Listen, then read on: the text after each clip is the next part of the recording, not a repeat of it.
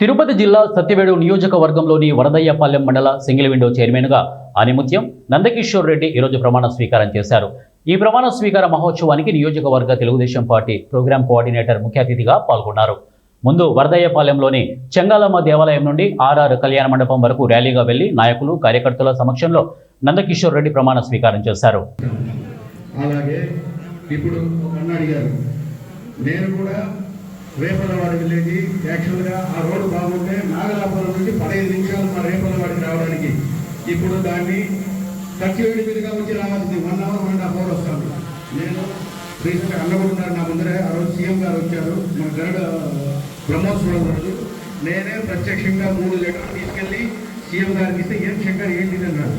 లేదు సార్, ఇది మా సొంతూరు, మా సొంత మండలం, మన సొంత మండలానికే చేయడం వల్ల కాన్ఫరెన్స్కి ఏం చేస్తారని నేను రిక్వెస్ట్ చేసి ఇమీడియట్గా ఆయన వాళ్ళ యొక్క అఫీషియల్స్కి చెప్పి మన కలెక్టర్ గారికి చెప్పారు. కానీ ఇది ఏంటంటే మన సొంత డబ్బులు మన బిల్డింగ్ రేపే మన ప్రారంభోత్సవం చేయొచ్చు. ఇది గవర్నమెంట్ ఆర్గనైజేషన్ అంటే ల్యాండ్ అక్విజిషన్ ఉంటుంది, ఫండ్స్ అక్వైర్ దానికి చేయాలి, ఫండ్స్ అన్నీ కూడా దానికి ఉండేటట్టు మనకు అన్నీ చేయాలా, ప్లస్ దానికి డీపీఆర్ చేయాలా, ఇవన్నీ ఉంటుంది. మినిమం 6 months అవుతుంది.